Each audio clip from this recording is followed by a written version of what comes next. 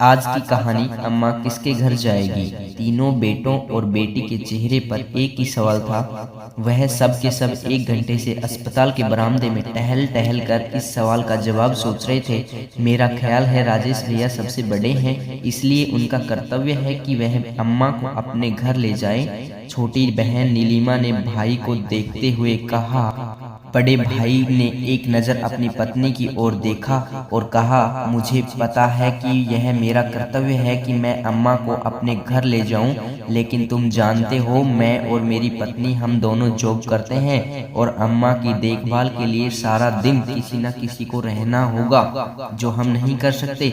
लेकिन बहना, तुम तो सारा दिन घर में ही रहती हो, तो मेरे ख्याल से तुम अम्मा का हमसे ज़्यादा ख्याल रख पाओगी। पैसों की चिंता ना करो, जितने पैसे लगेंगे मैं देने के लिए तैयार हूँ। भाई राजेश ने पैसों पर जोर देते हुए नीलिमा से कहा, भैया मेरी तो बड़ी ख्वाहिश है कि मैं अम्मा का खूब ख्याल रखूं, उनकी सेवा करूं, लेकिन आप मेरे ससुराल वालों को जानते हो ना, मुझे यह सब बर्दाश्त नहीं होगा कि कोई मेरे भाइयों को बुरा भला कहे। मेरा ख्याल है मनोज भैया के घर अम्मा ज्यादा आराम से रह सकती है। छोटा भाई सुरेश ने भी बहन की हाँ में हाँ मिलाई। मनोज और उसकी पत्नी एक दूसरे की तरफ देखा। ऐसा लग रहा था जैसे वह आंखों ही आंखों में एक दूसरे को कुछ कह रहे हो। और उसके बाद मनोज ने कहा, तुम सब तो जानते हो ना, हमारे घर में अम्मा का दिल नहीं लगता। वह तो हमारे घर 2 दिन से ज्यादा रहती भी नहीं थी, तो क्या होगा, अम्मा को कौन अपने घर रखेगा। नीलिमा ने अपने छोटे भाई सुरेश को देखते हुए कहा, अरे तुम सब मुझे तो देख ही नहीं रहे। मेरा तो घर भी बहुत छोटा है और वेतन भी बहुत कम है।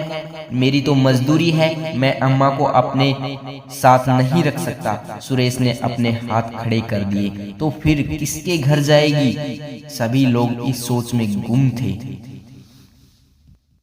क्या आप सब वार्ड नंबर 2 के पेशेंट के रिश्तेदार हैं? नर्स ने बाहर आते हुए पूछा। सब घबरा कर उठे। जी हम ही हैं, आपको डॉक्टर वार्ड में बुला रहे हैं। वे सब दौड़ते हुए वार्ड में गए। आई एम सॉरी, हम आपकी माताजी को नहीं बचा सके। डॉक्टर ने राजेश के कंधे पर हाथ रखते हुए कहा। सबके चेहरे पर उदासी तो थी, लेकिन शायद दिल में किसी न किसी कोने में खुशी भी थी कि अब उन्हें अपनी माँ की सेवा नहीं करनी पड़ेगी और ना ही माँ को किसी के घर जाना पड़ेगा।